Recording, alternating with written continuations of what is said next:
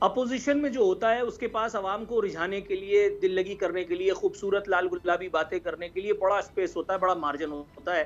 لیکن جب آپ حکومت میں ہوتے ہیں تو آپ کے پاس کارکردگی دکھا کر کے عوام کے قلوب اور اذہان کو مسخر کرنا، یہ کتنے لوگوں کے بس کی بات ہے. یہ ایک انٹائرلی ڈیفرنٹ گیم ہوتی ہے.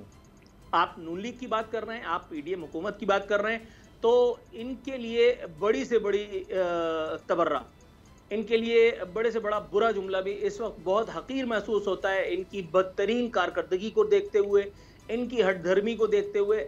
شہباز شریف 550 سال کی عمر میں ان کو اتنی شعور نہیں ہے کہ مفتاح اسماعیل جیسے نکمے نااہل آدمی کو، جس نے محض لنترانیاں کر کے عوام کو خوشخبریاں دینے کا کام اپنے ذمہ رکھا ہوا ہے، اس کو وزیر خزانہ بنانا اب کسی طور بھی سودمند نہیں ہے. اسحاق ڈار کو یہ کس چکر میں چھپا کے بیٹھے ہیں اپنے پروں میں؟ میں بار بار یہ پوچھتا چلا آ رہا ہوں، کوئی اس بات کا جواب نہیں مل رہا. کیا پاکستانی عدالتوں میں اسحاق ڈار کی بریت کے لیے کوئی درخواست داخل کروا کر کے ان کو بیل آؤٹ نہیں کروایا جا سکتا؟ اس طرح کی مثالیں تو عام ہیں.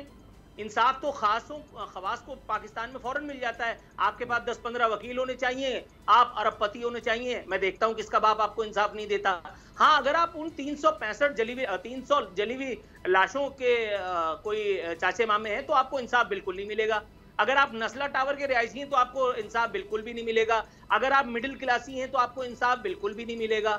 اگر آپ 12 مئی کے متاثرین کے لیے انصاف مانگ رہے ہیں تو آپ کو انصاف کسی کا چچا مما کوئی بھی نہیں دے سکتا. ہاں، اگر آپ کے پاس پیسہ ہے، اگر آپ اسحاق ڈار ہیں، اگر آپ نواز شریف ہیں، تو آپ کو انصاف بالکل مل جائے گا. تو پھر کس چکر میں اسحاق ڈار کو یہ پاکستان نہیں لا رہے ہیں؟ یہ ان کے ترک کا آخری پتہ تھا، یہی بتایا گیا تھا. اچھا، وہ ترک کا آخری پتہ کس چکر میں بچایا گیا ہے؟ کس دن کے لیے بچایا جا رہا ہے؟ اور رہ گئی بات آنے والے دنوں میں، میرے بھائی، قومی سیاست کا جتنا بیڑا غرق آنے والے دنوں میں ہونے والا ہے، ہر ادارہ دوسرے ادارے کو، ہر وہ ادارہ، بلکہ یوں لیٹ می ریکٹیفائی مائی اون ورڈ، ہر وہ ادارہ جس سے اپنا کام نہیں ہو رہا، اب وہ دوسرے ادارے کو بتانے والا ہے کہ بھائی جان کام اس طرح سے ہوتا ہے اور آپ یہ کیجئے.